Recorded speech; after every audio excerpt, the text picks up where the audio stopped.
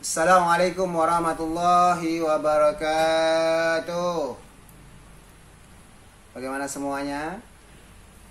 Semoga selalu dalam keadaan sehat walafiat. Amin ya rabbal alamin. Pada pertemuan sebelumnya kita sudah berbicara tentang kepemimpinan dalam MBS.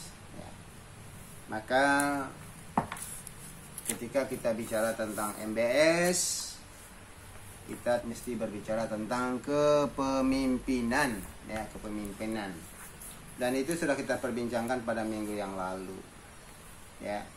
Dalam implementasi MBS terdapat 3 dimensi utama yang harus diperhatikan, yang akan menentukan keberhasilan,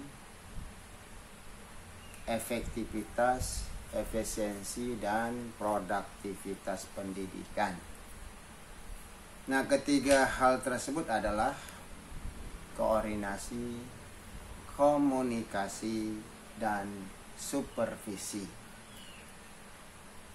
Nah, pemahaman tentang bagaimana seharusnya hal tersebut dilakukan untuk menunjang MBS agar menunjang, membantu, dan memudahkan para pelaksana di lapangan, sehingga secara langsung akan memberikan hasil yang sangat memuaskan. Baik, kita akan bincangkan satu persatu dari ketiga hal tersebut.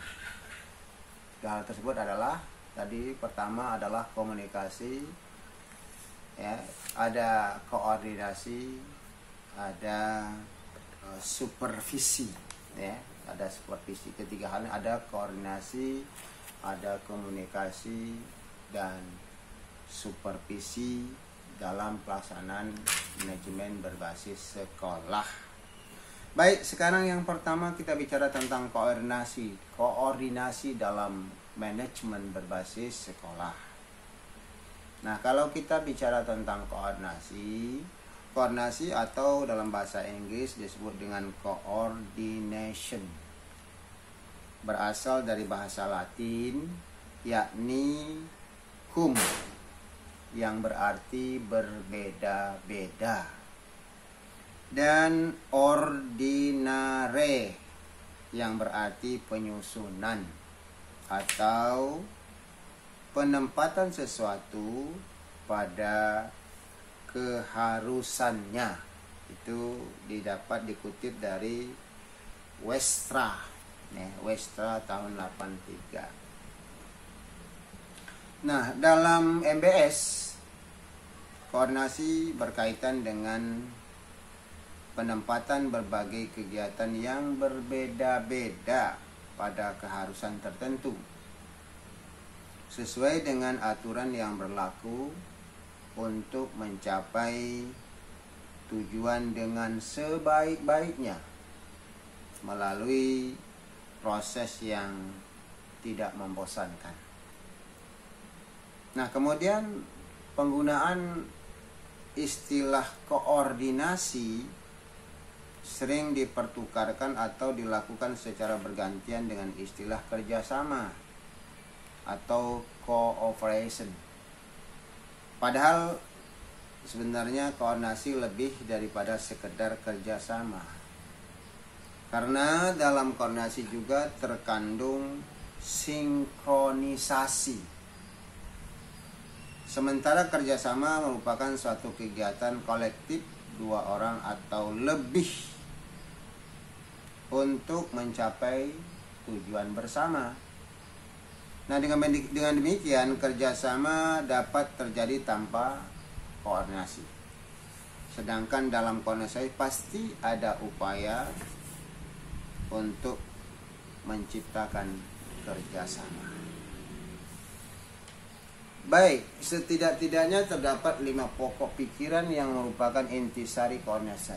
Ya, setidak-tidaknya terdapat 5 pokok pikiran yang merupakan intisari koordinasi, yaitu kesatuan tindakan atau kesatuan usaha, penyesuaian antar bagian, keseimbangan antar satuan, keselarasan, dan sinkronisasi. Pengkoordinasian merupakan upaya untuk menyelaraskan satuan-satuan, pekerjaan-pekerjaan, dan orang-orang agar dapat bekerja secara tertib dan seirama menuju ke arah tercapainya tujuan tanpa terjadi kekacauan atau chaos, penyimpangan, percekcokan, dan kekosongan kerja atau vakum. Jadi, koordinasi dapat dimaknai sebagai proses penyatu paduan sasaran-sasaran dan kegiatan-kegiatan dari unit-unit lembaga untuk mencapai tujuan lembaga secara efektif dan efisien. Nah, pada hakikatnya koordinasi merupakan proses penyatu paduan kegiatan yang dilakukan pegawai dan berbagai satuan lembaga sehingga dapat berjalan selaras dan serasi. Dengan begitu, tujuan lembaga secara keseluruhan dapat diwujudkan secara optimal. Koordinasi bukan merupakan upaya sesaat, tetapi merupakan upaya yang berkesinambungan dan berlangsung terus-menerus untuk menciptakan dan mengembangkan kerjasama serta mempertahankan keserasian dan keselarasan tindakan antara pegawai maupun unit lembaga sehingga sasaran yang telah ditetapkan dapat diwujudkan sesuai dengan rencana. Handayaningrat mengemukakan karakteristik koordinasi sebagai berikut. A. Tanggung jawab koordinasi terletak pada pimpinan.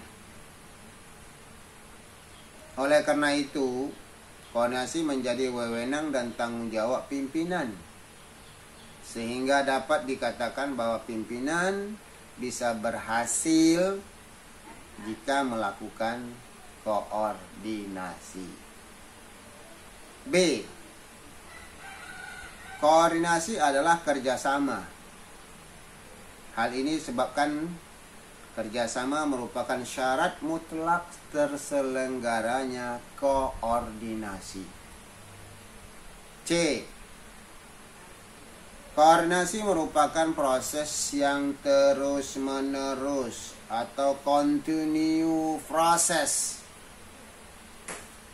dan berkesinambungan dalam rangka mewujudkan tujuan lembaga. D. Pengaturan usaha kelompok secara teratur. Nah, hal ini disebabkan koordinasi adalah konsep yang diterapkan di dalam kelompok, bukan usaha individu, melainkan sejumlah individu yang bekerja sama dalam kelompok untuk mencapai tujuan bersama. E. Kesatuan tindakan merupakan inti koordinasi. Pimpinan merupakan pengatur usaha-usaha dan tindakan-tindakan setiap individu, sehingga diperoleh keserasian dalam mencapai hasil bersama. F. Tujuan koordinasi adalah tujuan bersama atau common purpose. Kesatuan usaha yang meminta kesadaran semua.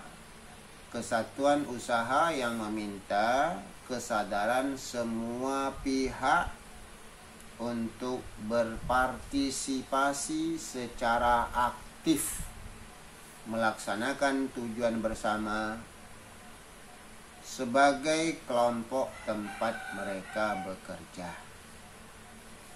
Nah, karakteristik koordinasi sebagaimana diuraikan di atas menunjukkan bahwa koordinasi keselarasan tindakan perlu selalu diupayakan untuk mencapai tujuan. Perlu selalu diupayakan untuk mencapai tujuan bersama. Dan koordinasi yang mewadahi tidak datang begitu saja, ya.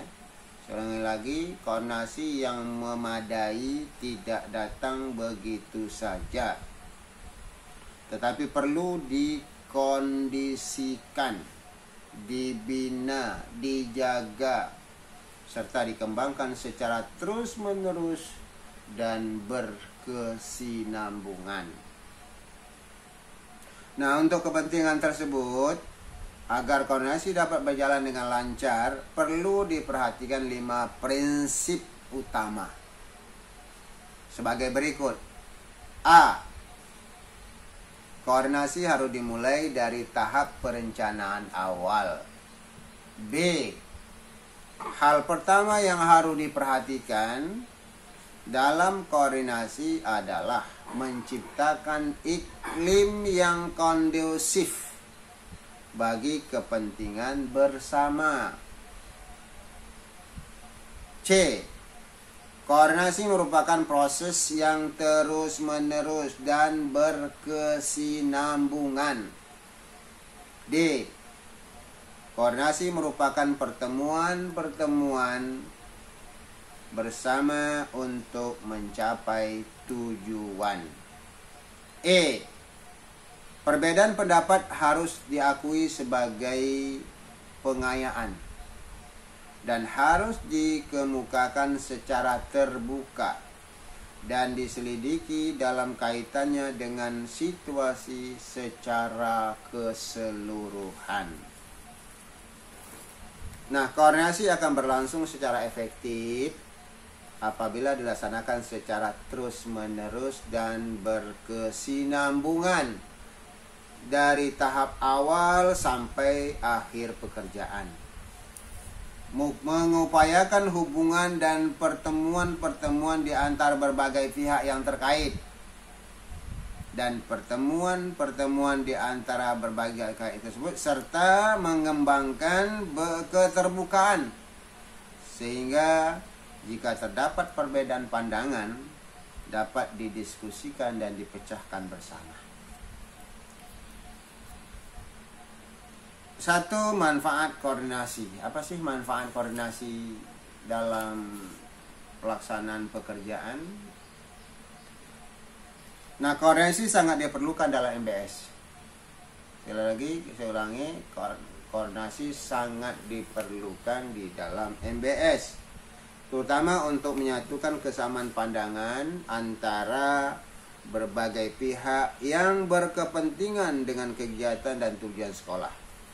Baik guru, kepala sekolah, personil sekolah, orang tua, maupun masyarakat. Apa saja manfaat koordinasi itu? Manfaat koordinasi antara lain untuk melakukan gerak sentrifugal. Yaitu gerakan untuk mengembalikan kegiatan-kegiatan yang terpisah-pisah ke dalam suatu kegiatan induknya. Hal ini penting karena pengelompokan tugas-tugas dalam lembaga ke dalam unit-unit biro, bagian, direktorat, seksi, dan lain-lain dapat menimbulkan suatu kekuatan yang memisahkan diri dari kekuatan induknya. Gerakan sentrifugal. Dalam hal ini, tiap-tiap unit cenderung hanya memberikan perhatian yang besar terhadap usaha unit masing-masing. Untuk itu perlu ada kekuatan lain yang dapat mengembalikan gerak memisahkan diri itu supaya kembali ke induknya, atau gerak sentripetal. Dengan demikian, bahaya spesialisasi yang terlalu jauh dalam lembaga, sebagaimana jeruji-jeruji besi yang tegak dengan ujung-ujungnya dan tidak akan pernah bertemu, dapat dipertemukan melalui koordinasi. Tanpa koordinasi, spesialisasi, dan pembagian kerja yang dilakukan pada setiap usaha kerjasama akan sia-sia. Karena setiap bagian cenderung hanya memikirkan pekerjaan atau tugas masing-masing dan melupakan tugas lembaga secara keseluruhan. Koordinasi diperlukan untuk menghubungkan bagian yang satu dengan bagian yang lain sehingga tercipta suatu kegiatan yang terpadu mengarah pada tujuan umum lembaga sebagaimana jari-jari kerangka payung. Nah, melalui koordinasi setiap bagian-bagian yang menjalankan fungsi dengan spesialisasi tertentu dapat menjalankan perannya secara selaras dan mewujudkan tujuan bersama. Koordinasi sangat penting untuk meningkatkan efisiensi dan efektivitas pencapaian tujuan lembaga. Dengan demikian, manfaat koordinasi dalam MBS dapat diidentifikasikan sebagai berikut. A. Menghilangkan dan menghindarkan perasaan terpisahkan satu sama lain antara pengawas, kepala sekolah, guru, dan para petugas atau personalia di sekolah. B. Menghindarkan perasaan atau pendapat bahwa dirinya atau jabatannya merupakan yang paling penting. C. Mengurangi dan menghindarkan kemungkinan timbulnya pertentangan antar sekolah atau antara pejabat dan pelaksana. D. Menghindarkan timbulnya rebutan fasilitas. E. Menghindarkan terjadinya peristiwa menunggu yang memakan waktu lama. F. Menghindarkan kemungkinan terjadinya kekembaran pekerjaan sesuatu kegiatan oleh sekolah. G. Menghindarkan kemungkinan terjadinya kekosongan pekerjaan sesuatu program oleh sekolah-sekolah atau kekosongan pekerjaan tugas-tugas oleh para kepala sekolah. H. Menumbuhkan kesadaran para kepala sekolah untuk saling memberikan bantuan satu sama lain, terutama bagi mereka yang berada dalam wilayah yang sama. I. Menumbuhkan kesadaran para kepala sekolah untuk saling memberitahu masalah yang dihadapi bersama dan bekerja sama dalam memecahkannya. J. Memberikan jaminan tentang kesatuan langkah di antara para kepala sekolah atau para guru. K. Menjamin adanya kesatuan langkah dan tindakan antara kepala sekolah. L. Menjamin kesatuan sikap di antara kepala sekolah. Dan M. Menjamin kesatuan kebijaksanaan di antara kepala sekolah dan dalam wilayah tertentu. Nah, di samping itu, koordinasi dalam MBS antara lain dapat mencegah pertengkaran antar lembaga. Karena apa? Karena berebut kekuasaan atau wewenang. Dapat juga menghindar saling lempar kewajiban dan tanggung jawab dalam pelaksanaan tugas. Dapat juga mencegah terjadinya kesimpang siuran dan dapat juga mengembangkan prakarsa dan daya improvisasi para petugas. Nah, dalam langkah koordinasi, mereka mau tidak mau harus mendapatkan cara dan jalan yang cocok bagi pelaksanaan tugas secara menyeluruh dan mencapai keseimbangan serta keserasian. Akhirnya dapat dikemukakan bahwa manfaat utama koordinasi dalam MBS adalah untuk menumbuhkan sikap egaliter serta meningkatkan rasa kesatuan dan persatuan di antara kepala sekolah maupun guru-guru dengan tetap menghargai kewajiban dan wewenang masing-masing. Dengan demikian, setiap kepala sekolah dan guru tidak terjebak oleh kepentingan masing-masing atau bagian-bagian yang sempit, sehingga dapat menjalankan perannya secara efektif dan efisien dalam mencapai tujuan sekolah yang kafah atau secara kafah. Baik, itu manfaat dari koordinasi. Yang kedua, macam-macam koordinasi. Dalam rangka meningkatkan efektivitas dan efisiensi dan produktivitas kerja, koordinasi harus dilakukan di semua tingkatan, baik di pusat maupun di daerah. Bahkan dalam kesatuan-kesatuan administratif seperti bidang, seksi, bagian, sampai dengan kesatuan unit kesatuan yang paling kecil. Demikian halnya dalam pendidikan. Koordinasi dapat dilaksanakan pada setiap jenjang manajemen pendidikan, mulai dari pusat, tingkat nasional atau makro, sampai tingkat lembaga atau mikro, yakni pada sekolah-sekolah. Dengan demikian, koordinasi juga dapat dilakukan dalam MBS. Bahkan merupakan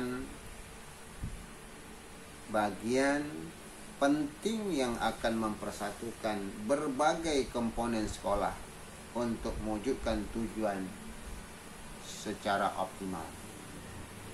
Nah, dalam MBS, koordinasi dilakukan untuk memadukan, menyelaraskan, dan menyerasikan berbagai kegiatan yang dilakukan oleh kepala sekolah maupun oleh para guru di sekolah. Dalam hal ini, koordinasi yang baik ditandai dengan kegiatan-kegiatan para kepala sekolah dan para guru, serta para pegawai lain yang terpadu, serasi atau selaras dalam mencapai satu tujuan. Pada dasarnya, koordinasi dapat dilakukan secara intern maupun ekstern, sesuai dengan tujuan dan fungsinya. Koordinasi antar lembaga biasanya berkenaan dengan fungsi dan bidang garapan tertentu yang sering disebut dengan koordinasi fungsional dan koordinasi lintas sektoral, baik koordinasi intern maupun koordinasi ekstern. Dapat dilakukan antar pegawai dari tingkat atas sampai tingkat bawah, antar pegawai dari bagian yang setingkat, dan dapat pula antar pegawai dan bagian dari tingkat dan lembaga yang berbeda. Secara teoritis, dapat dikemukakan beberapa macam koordinasi sesuai dengan ruang lingkup dan arah kegiatannya. Berdasarkan ruang lingkupnya, koordinasi dapat diidentifikasi ke dalam koordinasi intern dan ekstern. Koordinasi intern adalah koordinasi antar pejabat atau antar unit di dalam satu lembaga. Sedangkan koordinasi ekstern adalah koordinasi antara pejabat dari berbagai lembaga atau antar lembaga. Nah, berdasarkan arah kegiatannya dapat diidentifikasi adanya koordinasi yang vertikal, adanya koordinasi yang horizontal, fungsional, dan diagonal. Nah, koordinasi vertikal terjadi antara para pejabat dengan bagian-bagian, sub-sub bagian, dan berbagai staf lembaga yang ada di bawahnya. Sementara koordinasi horizontal yaitu koordinasi yang terjadi antara pejabat yang memiliki tingkat hierarki yang sama dalam satu lembaga, dan antar pejabat dari berbagai lembaga yang sederajat atau satu level. Sedangkan koordinasi fungsional adalah koordinasi yang terjadi antar pejabat, antar unit, atau antar lembaga atas dasar kesamaan fungsi dan kepentingan. Sedangkan koordinasi diagonal adalah koordinasi antar pejabat, antar unit, atau antar lembaga atas dasar kesamaan fungsi dan kepentingan. Sebentar lagi ya, Koordinasi diagonal adalah koordinasi antara pejabat atau antar unit yang memiliki perbedaan baik dalam fungsi maupun tingkat hierarkinya. Nah, sejalan dengan uraian di atas, Handayaningrat mengemukakan koordinasi berdasarkan hubungan antara pejabat yang mengkoordinasikan dan pejabat yang dikoordinasikan sebagai berikut. Jadi hubungan koordinasi berdasarkan pejabat yang mengkoordinasikan dan pejabat yang dikoordinasikan sebagai berikut. A. Koordinasi intern terbagi menjadi 3. Koordinasi vertikal atau struktural antara yang mengkoordinasikan dengan yang dikoordinasikan secara struktural. Terdapat hubungan secara hierarkis. Hal ini dapat juga dikatakan bahwa koordinasi yang bersifat hierarkis karena satu dengan yang lainnya berada pada satu garis komando atau line of command. Itu yang pertama ya, koordinasi intern. Koordinasi intern itu tadi ada koordinasi vertikal atau koordinasi struktural ya. Yang kedua, koordinasi horizontal, yaitu koordinasi fungsional. Kedudukan antara yang mengkoordinasikan dan yang dikoordinasikan setingkat eselonnya. Nah, menurut tugas dan fungsi keduanya mempunyai kaitan satu sama lain sehingga perlu dilakukan koordinasi. Yang ketiga, koordinasi diagonal, yaitu koordinasi fungsional yang mengkoordinasikan mempunyai kedudukan yang lebih tinggi eselonnya dibandingkan yang dikoordinasikan. Tetapi satu dengan yang lainnya tidak berada dalam satu garis komando atau line of command. B. Koordinasi ekstern termasuk koordinasi fungsional.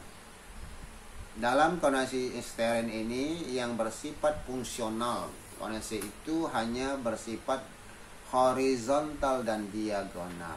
Itu menurut pendapat yang dikemukakan oleh Handayaningrat.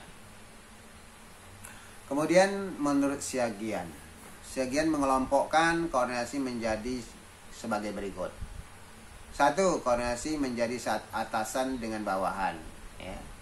Koordinasi menjadi atasan dan bawahan yang disebut dengan koordinasi vertikal, atas bawah itu vertikal ya.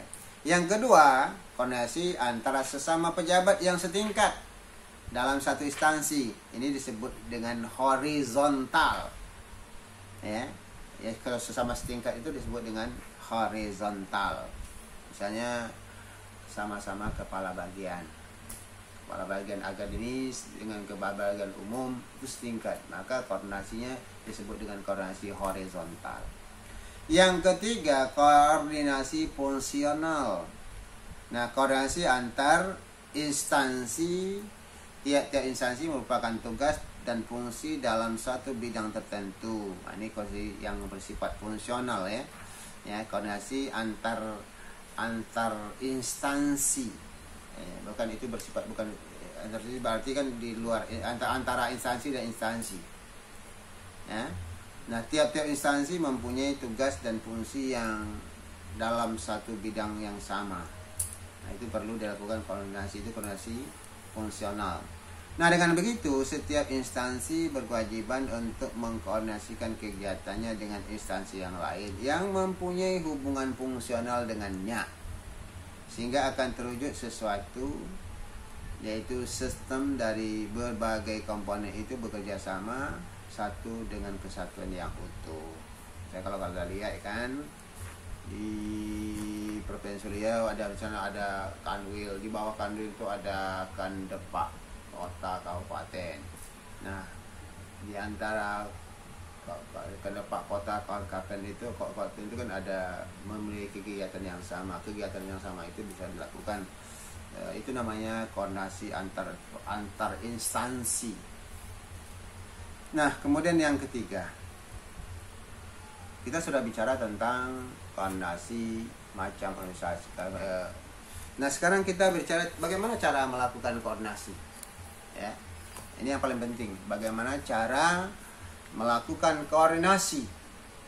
Ya, kan kalau kita tahu teori, tak tahu melakukan itu kan sama halnya dengan yang bohong. Ya, maka perlu tahu cara melakukan koordinasi.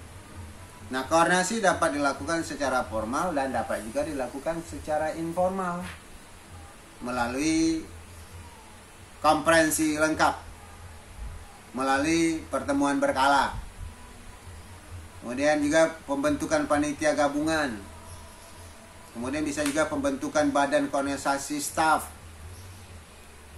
wawancara dengan bawahan, memorandum berantai, buku pedoman lembaga, tata kerja, dan sebagainya.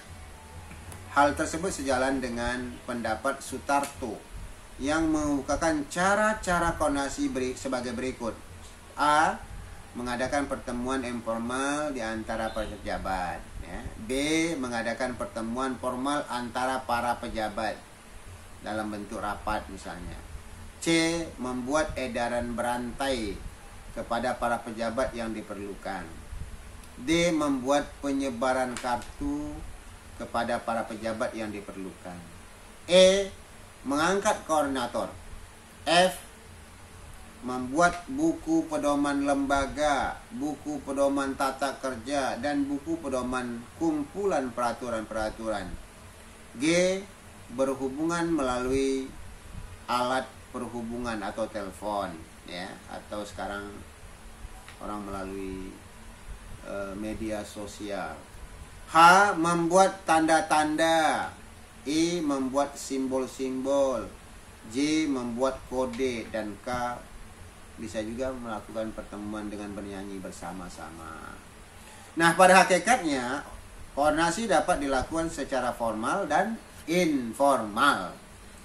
Koordinasi formal diwujudkan dalam bentuk upaya-upaya impersonal seperti dalam kehidupan birokrasi, membuat peraturan atau pedoman, mengangkat pejabat atau panitia bersama, dan dokumen resmi lainnya. Sementara cara-cara informal dapat dilakukan dengan pembicaraan dan konsultasi pada saat bertemu di luar kepentingan dinas. Nah, ini yang sifatnya informal ya. Dalam koordinasi setiap unit lembaga mengadakan hubungan untuk saling tukar pikiran mengenai kegiatan dan hasil yang telah dicapai pada saat tertentu, serta saling mengungkapkan masalah-masalah yang dihadapi dan mencari jalan pemecahannya, sekaligus saling membantu memecahkan masalah. Dengan demikian, setiap pekerjaan dapat dilaksanakan dengan lancar dan terarah pada pencapaian tujuan yang telah ditetapkan. Nah, manajemen berbasis sekolah dapat ditinjau dari pendekatan proses dan pendekatan tugas. Oleh karena itu, dalam MBS, koordinasi dapat dilakukan dalam setiap tahap dari proses dan bidang-bidang garapan mencapai manajemen tersebut. Nah, koordinasi dalam MBS mencakup seluruh program pengelolaan terhadap setiap subjek, objek, dan bidang garapan sekolah. Nah, ini koordinasi itu sangat luas. Baik, itu yang dapat kita bicarakan tentang koordinasi dalam MBS. Untuk itu penting Anda mengulang-ulang kembali, ya. Kata orang lancar kaji kalau diulang-ulang, ya. Lancar kaji kita tuh paham, kita ngerti kita kalau diulang-ulang. Apalagi kalau ditambah ketika kita mengulang-ulang itu mencatat poin-poin yang terpenting, ya. Kemudian kita juga melakukan bagaimana penerapannya dalam kenyataannya. Misalnya dalam praktek kepemimpinan di sekolah, antara atasan dengan bawahan, antara bagian dengan bagian. Tadi saya katakan bahwa koordinasi sangat penting. Apabila tidak terjadi koordinasi, apa yang terjadi? Akan terjadi miskomunikasi, miskoordinasi. maka akan merusak tujuan yang telah selama ini direncanakan.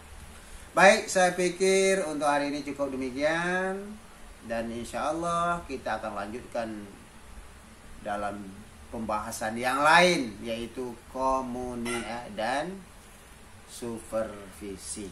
Demikian, makasih. Assalamualaikum warahmatullahi wabarakatuh.